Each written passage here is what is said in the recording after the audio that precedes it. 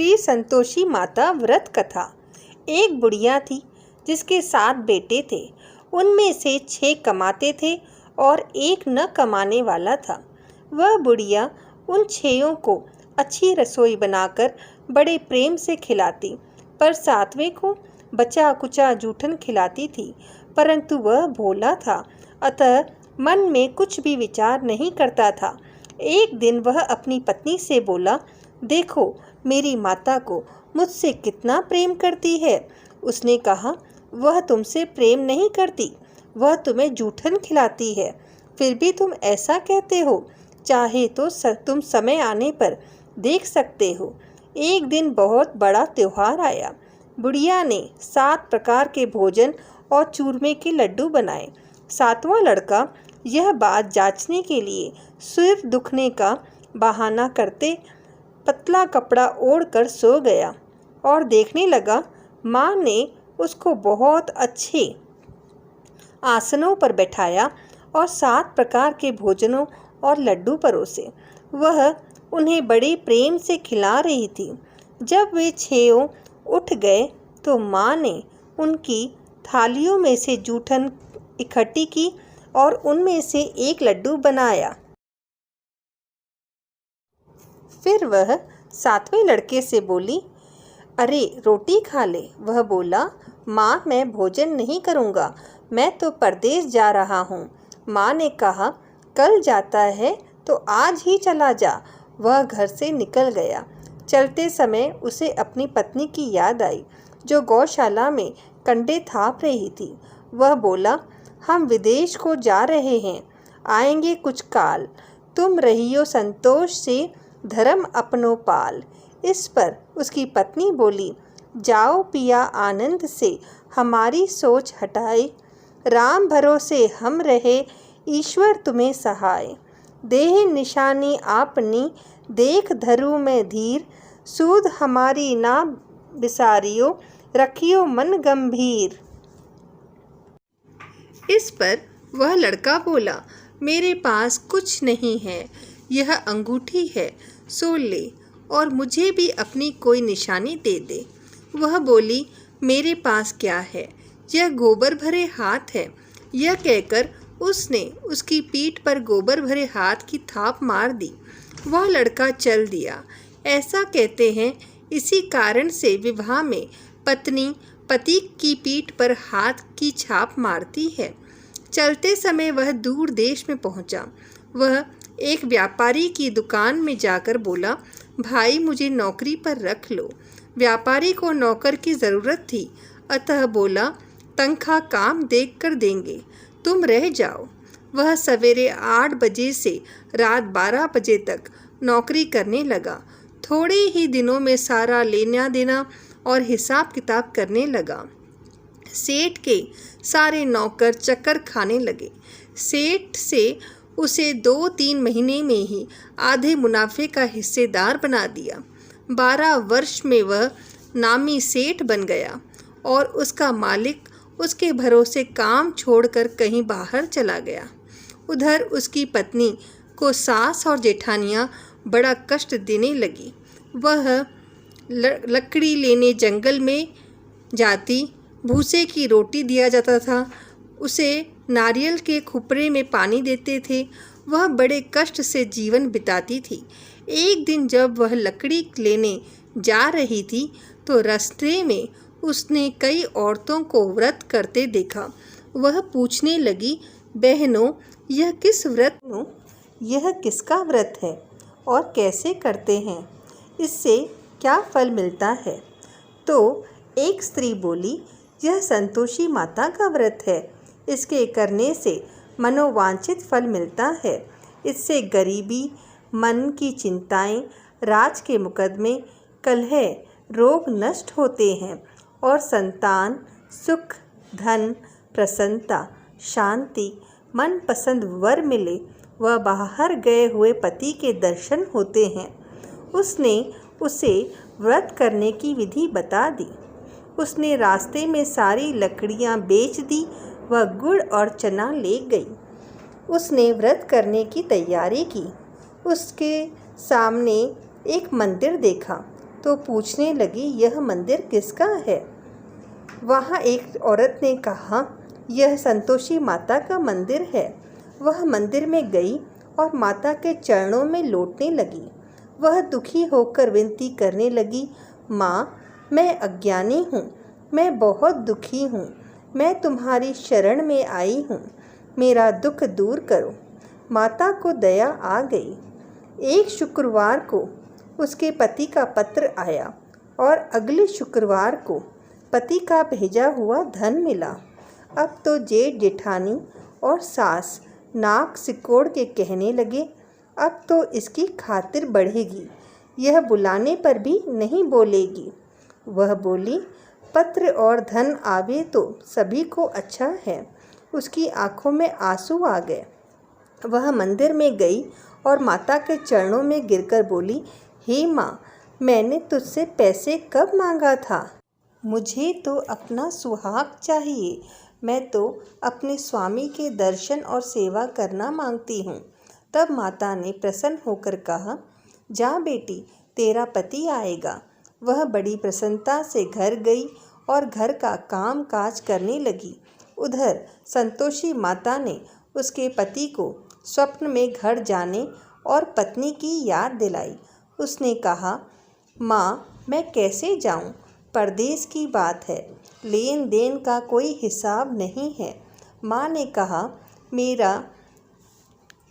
मेरी बात मान, सवेरे नहा धोकर मेरा नाम लेकर घी का दीपक जलाकर दंडवत करके दुकान पर बैठना। देखते देखते सारा लेन देन साफ हो जाएगा, धन का ढेर लग जाएगा। उसने सवेरे नहा धोकर माता को दंडवत कर घी का दीपक जलाया और दुकान पर जाकर बैठ गया। थोड़ी ही देर में सारा लेन देन साफ हो गया, सारा माल बिक गया, धन का ढेर लग गया। वह प्रसन्न होकर घर के लिए गहने और सामान वगैरह खरीदने लगा। वह जल्दी ही घर को रवाना हो गया। वहाँ बेचारी उसकी पत्नी रोज़ लकड़ियाँ लेने जाती और रोज़ संतोषी माता की सेवा करती। उसने माता से पूछा, हे माँ, यह धूल कैसी उड़ रही है? माता ने कहा, तेरा पति आ रहा है, तू लकड़ियों के 3 बोझ बना ले। एक नदी के किनारे रख, एक यहाँ रख और तीसरा अपने सिर पर रख ले। तेरा पति के दिल में उस लकड़ी के गट्ठे को देखकर मोह पैदा होगा। जब वह यहाँ रुककर नाश्ता पानी करेगा, तब तू लकड़ियाँ उठाकर घर जाना और चौक के बीच में गट्ठर डालकर जोर जोर से 3 आवाज़ें लगाना। सासू जी, लकड़ियों का गट्ठा लो, भूसे की रोटी दो और नारियल के खुपड़े में पानी दो। आज मेहमान कौन आया है? इसने माँ के चरण छुए और उसके कहे अनुसार सारा कार्य किया।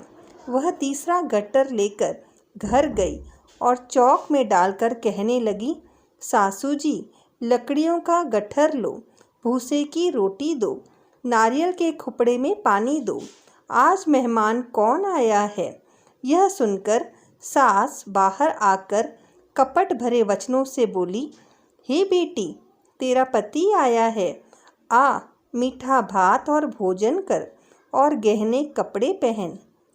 अपनी माँ के ऐसे वचन सुनकर उसका पति बाहर आया और अपनी पत्नी के हाथ में अंगूठी देखकर व्याकुल हो उठा। उसने पूछा, यह कौन है? माँ ने कहा, ये तेरी बहू है, आज 12 बरस हो गए हैं। यह दिन भर घूमती फिरती है, काम काज करती नहीं है, तुझे देखकर नखरे करती है।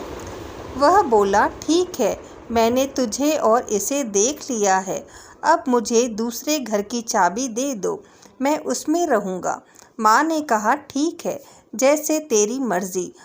और माँ ने चाबियों का गुच्छा उसे दे दिया। उसने अपना सामान तीसरे मंजिल के ऊपर के कमरे में रख दिया। एक ही दिन में वे राजा के समान ठाट बाट से रहने लगे। इतने में अगला शुक्रवार आया। बहू ने अपनी पति से कहा, मुझे संतोषी माता का व्रत का उद्यापन करना है। वह बोला, बहुत अच्छी बात है, खुशी से कर लो। जल्दी ही उद्यापन की तैयारी शुरू कर दी। उसने जेठ के लड़कों को भोजन के लिए कहा। उन्होंने मान लिया। पीछे से जेठानियों ने अपने बच्चों को सिखा दिया, तुम खटाई मांगना, जिसने उसका उद्यापन पूरा न हो पाए।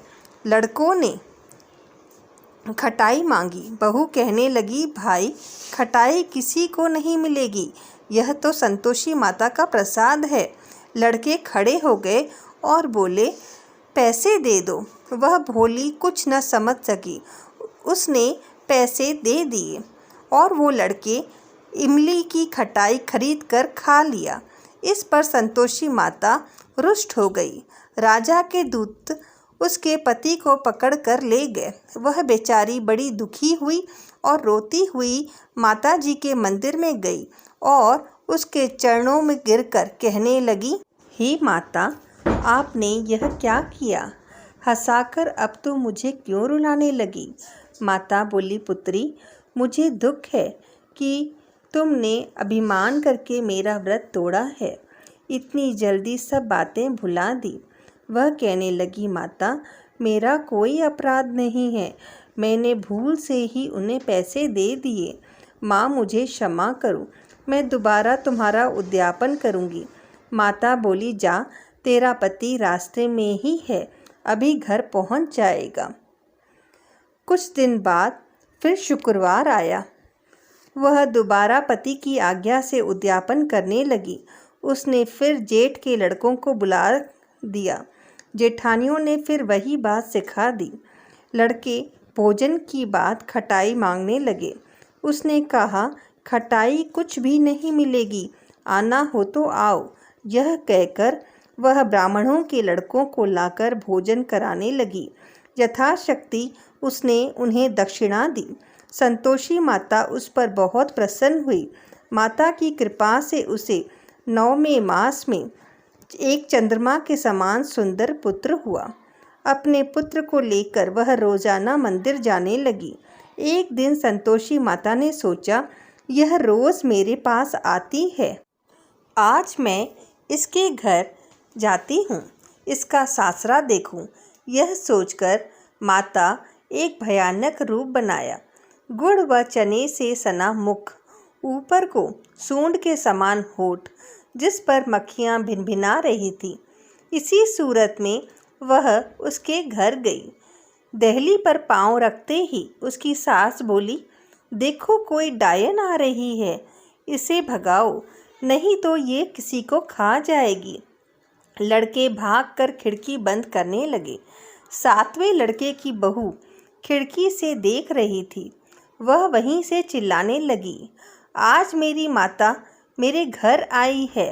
यह कहकर वह भाग भाग कर माता के पास जाने लगी। सास बोली, पगली, किसे देखकर उतावली हुई है? इतने में संतोषी माता के प्रताप से वहाँ लड़के ही लड़के नजर आने लगे। बहू बोली, सासू जी, मैं जिसका व्रत करती हूँ यह संतोषी माता है। यह कहकर उसने सारी खिड़कियाँ खोल दी। सब ने संतोषी माता के चरण पकड़ लिए और विनती कर कहने लगे, हे माता, हम मूर्ख हैं, अज्ञानी हैं, पापिन हैं, तुम्हारे व्रत की विधि हम नहीं जानते। तुम्हारा व्रत भंग कर हमने बहुत बड़ा अपराध किया है। यही जगत माता, आप हमारा अपराध क्षमा करो। इस पर माता उन पर प्रसन्न हुई। बहू को जैसे फल दिया वैसे माता सबको दे। बोलो संतोषी माता की जय।